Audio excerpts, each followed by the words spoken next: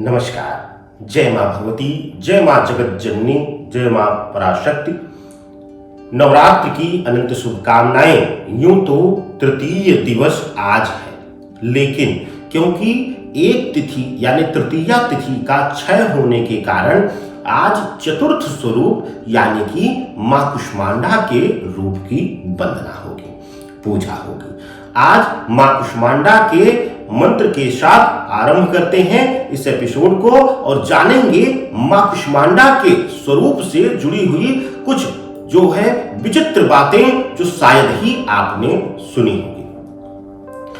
या देवी सर्वभूतेषु मां कुष्मांडा रूपेण संस्थिता नमस्तस्यै नमस्तस्यै नमस्तस्यै नमो नमः। मां कुष्मांडा यह वह शक्ति है जिनको अष्टभुजी मां भी कहा जाता है। जब ब्रह्मांड के सौरमंडल में, हमारे सौरमंडल में अंधकार छा गया, नकारात्मक शक्तियां हावी हो गईं, तब मां कुष्मांडा ने अपना यह रूप धारण किया और ब्रह्मांड में जो सौरमंडल है सूर्य को अपना तेज देते हुए प्रकाशित किया और उसके बाद ही जो है इस सौर मंडल की संरचना में जो है जीव आया, यानी कि जागृत अवस्था में सौर मंडल हुआ और मानव और जीव योनि की उत्पत्ति हुई। तो इसका अभिप्राय है कि विशेष रूप से इस संसार को प्रकाशित करने वाली, कीर्ति देने वाली मां कुष्मांडा है। यही एक कारण है कि वह लोग जो जीवन में यश, मान, सम्मान, पद की प्राप्ति चाहते हैं, उच्चस्त पद की प्राप्ति चाहते हैं, राजनीतिक पदों की प्राप्ति चाहते हैं, उनके लिए मां कुष्मांडा का स्वरूप अति प्रिय है और सबसे ज्यादा वंदनीय स्वरूप है। यही वो स्वरूप है जिससे मां भगवती पराशक्ति, अब यहां पर मां कुष्मांडा के स्वरूप को ही कुछ स्थानों पर पराशक्ति के रूप से जाना जाता है, यानी जितनी भी शक्तियां हैं उनको उनसे ऊपर होकर के शक्ति प्रदान करने वाली जो मां भगवती हैं वही पराशक्ति हैं। तो ऐसी अवस्था में मां भगवती यहीं से युद्ध मुद्रा लेती हैं, जो है नकारात्मकता का नाश करती हैं, नकारात्मक चीजों का विनाश करती हैं और हमारे धरा पर, हमारे सौरमंडल में जो है कीर्ति और तेज प्रदान करती हैं। मां भगवती के लिए कहा जाता है कि अगर इनकी पूर्ण रूप से समर्पित होकर के मातृत्व भावना से कुमड़े से बनी हुई चीजों का भोग लगाया जाए, यानी पेठे इत्यादि की मिठाई का भोग लगाया जाए, श्रृंगार की वस्तुएं दान की जाएं और मां भगवती को समर्पित की जाएं, सुहागन या कन्याओं की सेवा किया जाए और साथ ही साथ रात्रि वेला में कुम्हड़ा जो है उसी की बलि देकर के कपूर उसके अंदर जला करके सिंदूर थोड़ा सा उस पर रखा जाए तो मां अति प्रसन्न होती हैं। सनातन वैदिक परंपरा में जीव बलि जो है वह वर्जित मिलती है, ऋग्वेद में भी इसका वर्णन मिल जाता है।